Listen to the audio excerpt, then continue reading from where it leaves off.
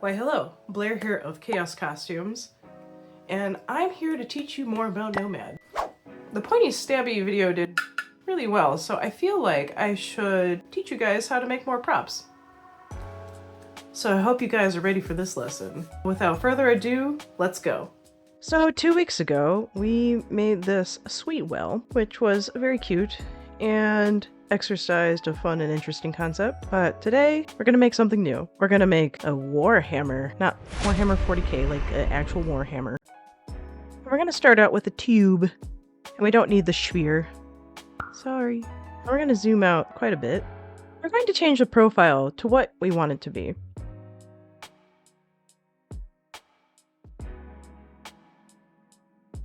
There's this cute little hexagon, right? It's a hexagon. 1, 2, 3, 4, 5, 6, 7, 8. Wait, no. It's an octagon. Yes, we're making an octagon. I want this octagon to have a front face for the flat front.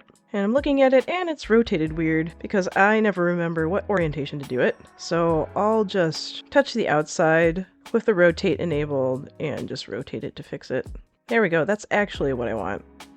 Now I can zoom out and lock the view using that top little button right there with the lock on it. If you're having trouble keeping it snapping to grid, and also having the magnet toggled too. And we're gonna make this a long boy, and then add some nodes along the shaft.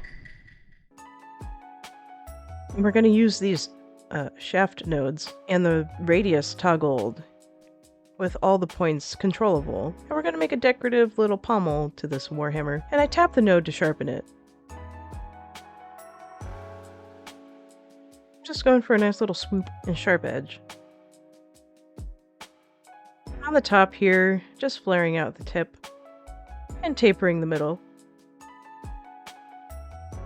Now I just want to draw in the hammer part of the hammer, and we can just get rid of those superfluous nodes. You can turn off the grid to try and get this to work better. You can turn the grid back on and straighten everything out. I'm going to turn on B-spline just so that curve is a little softer. And I'm going to zoom in here and control those nodes a little finer on the grid. And we're going to do the same thing we did with the pommel and kind of sharpen these edges.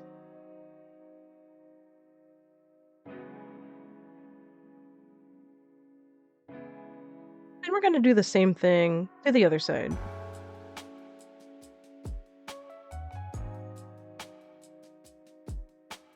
The reason why I keep the snapping to grid enabled all the time is so that my tube stays on the same plane and is straight.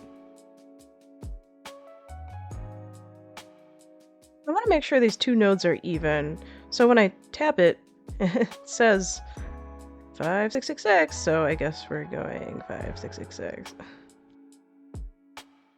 Now I'm just going to make this one 1.1.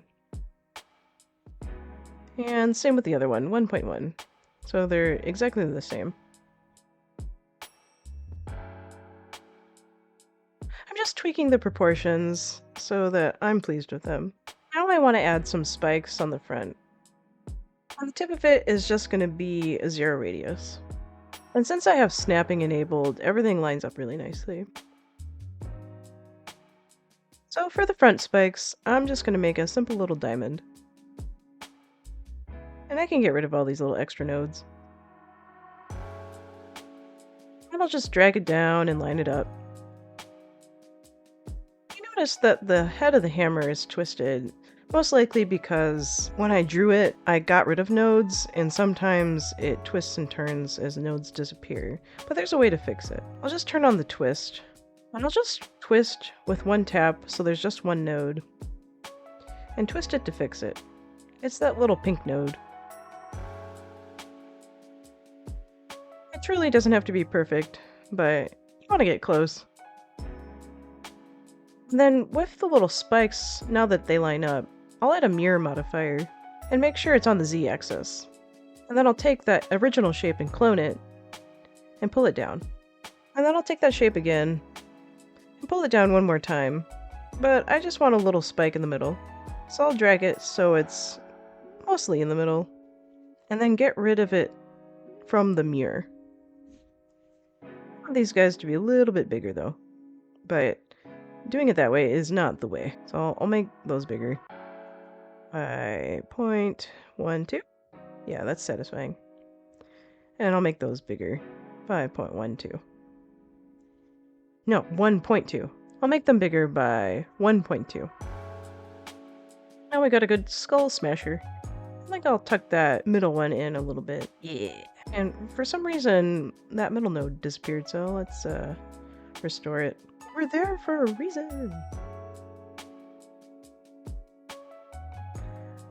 Just select everything and move it up a little bit to improve the proportions.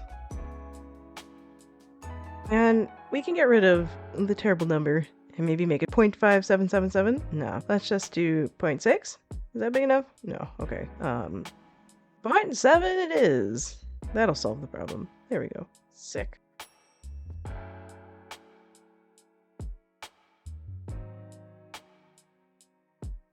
Now that I have everything more or less the way I want it, I'm going to increase the division of the shaft.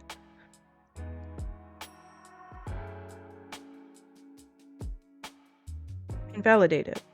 Now we can add a grip to this bad boy. It's the select mask. And you want to make sure you turn off auto validate. And we'll draw a little rectangle. And then by clicking the little green circle, validating it, dragging it down, and then clicking the green circle again. This is going to be our handle.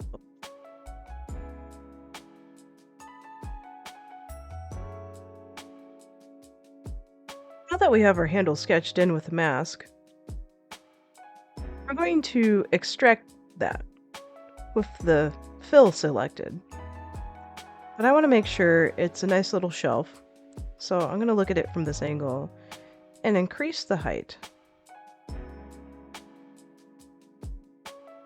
Now we have little bands if we hit extract, so I'll just clear the mask. Now that I have the extrusion of the bands, I'm just going to voxel remesh them so I can smooth them and stamp them. Now we can go in with a smooth operation. Since the spacing isn't quite correct, I'm actually going to separate all of these pieces, and I can move them individually.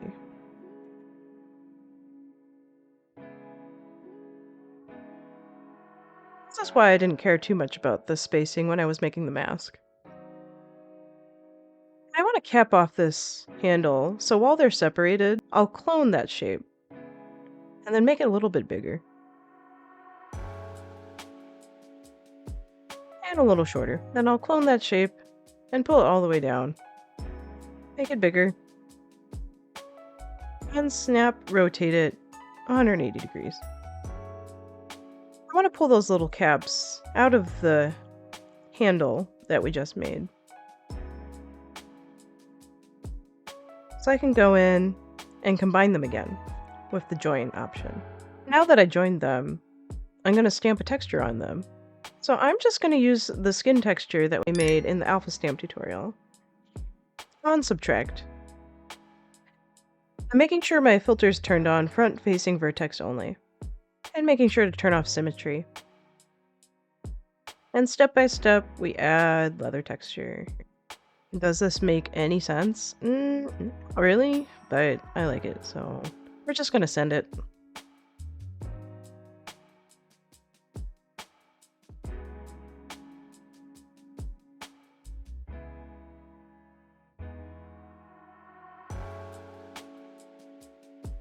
To do the sides, I toggle the symmetry, so I'm going to toggle it off for the backside. Now that I'm happy with the little grippy bands, let's add some decoration. So this mesh is a little too loose for what I tried to do. So I'm going to try and remesh it completely. But first, save, just in case it crashes. While keeping sharp edges, I'm going to remesh it and see if the mesh will be denser. Really as tight as I want it. So I'm going to teach you guys a new little trick with the dynamic topology.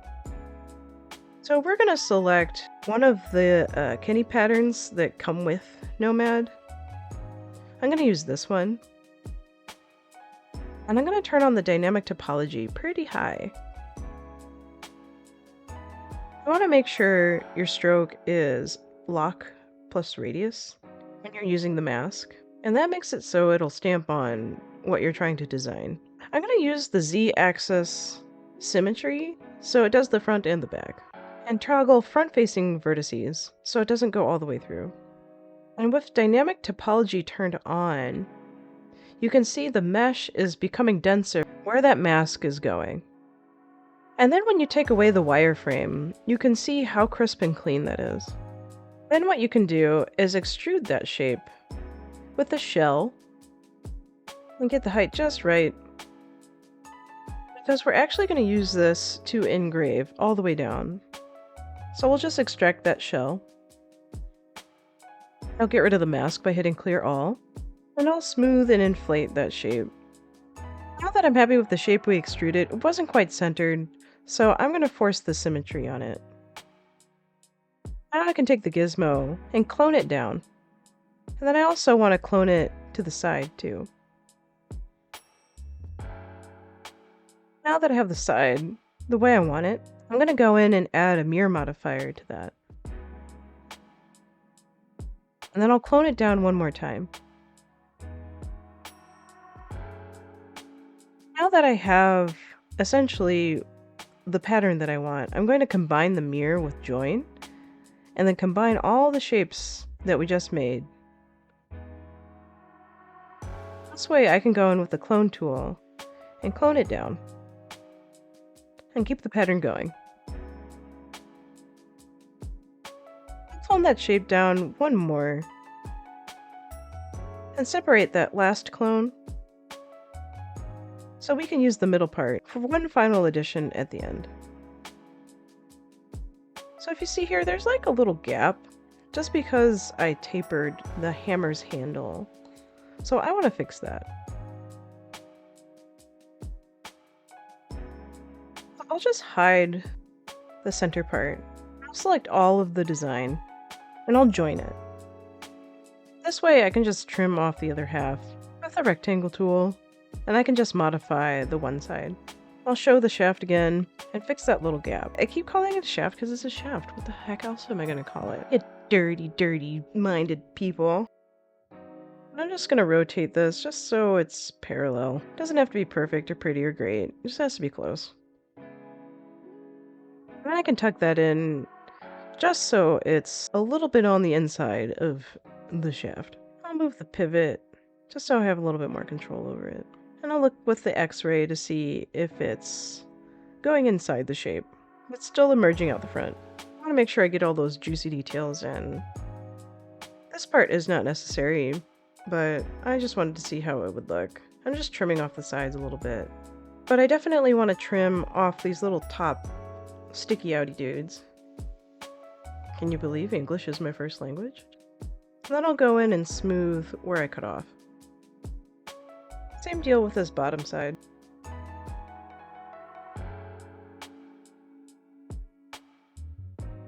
Just save it before I do this operation, but I'm gonna join that and try to boolean it together, and it crashed. This is why we save before we do big calculatory operations. So I'm realizing that it's too big of a layer for my machine.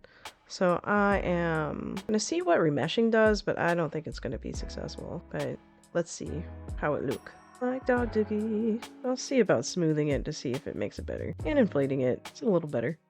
So we're gonna save one more time. I'm gonna take those two shapes and boolean out what's going to be the engraving. And it worked. Sweet. I like it. I like it a lot. I like it a lot. Now I'm just going to push it to the back side on the Z-axis. And now it's on both sides. And I'll increase the division of the hammerhead so there's not as many steps on it. I'll validate it just to see what I'm working with. And I can combine the front spikes after joining the mirror. And then join everything together. I think I'm gonna crash it. Yep, too much. I sent it too hard. Well, since I crashed it, let's decimate the very large shaft. Or was it the handle? I don't know, but we're gonna make it smaller. Now let's save it again, and then try to boolean it together. I have faith it'll work this time. Yay! I did it! That's all I wanted. Let's decimate this bad boy, so it's not an enormous file size. Making sure we didn't destroy the detail. and name it what it's supposed to be, which is a Warhammer. Now we can save it as the selected object and slice it. So let's add our Warhammer into the scene. It's gonna be itty-bitty. He's a little guy. He's such a little guy. But I do want to make him like full-sized. So let's make him 400 millimeters tall. And he's pretty simple, so we can repair him. But he's far too large, so let's slice him in Bamboo Studio. So we're gonna make the height 250 millimeters. And then we're actually going to add a hexagon connector. Another thing I was taught in the comment section. And then we'll confirm the connectors, and then perform the cut, placing the cut on face. Now we'll just keep doing that operation. So it's 250 millimeters high. The depth and size ratio I have set to 10 and 15 millimeters. Adding a hexagon connector, confirm connectors, and perform cut. So I want it to be cut 3 different ways on the head.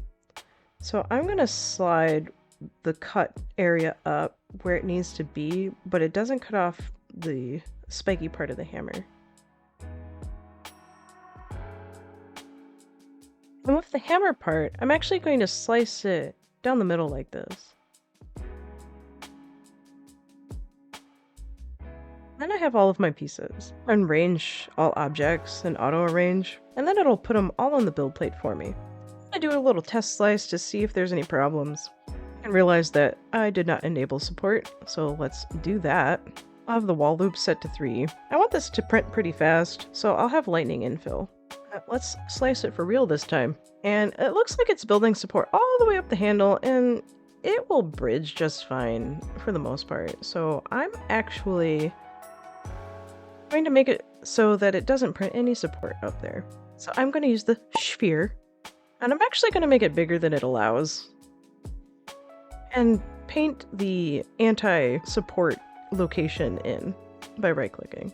But I want to make sure it builds support in the middle there, where the peg is. Unfortunately, every time you click out of the pen size option, it resets it back to its limit, which is 8. But you can go back and change it. Just making sure support is built on this little shelf under here. And we'll do the same thing to this portion of the handle.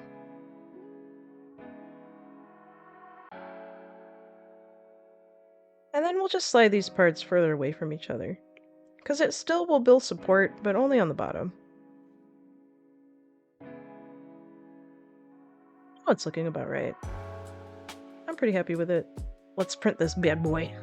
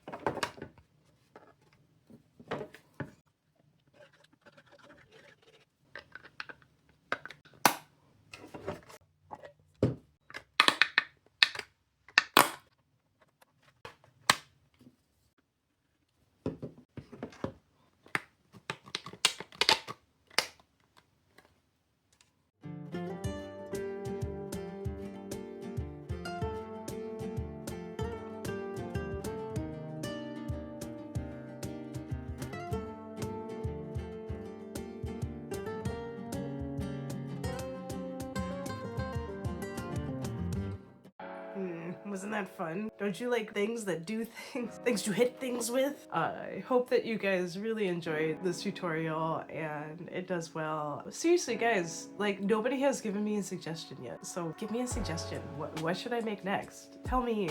That's what the comments are for, hello? But I really appreciate your guys' positivity and suggestions and all of that, so I do seriously read every single comment. If you like what I do, and it's really simple and you don't need to say anything, just like the video. If you really like what I do, please subscribe. I hope you guys have a beautiful day, and I'll see you in 2 weeks.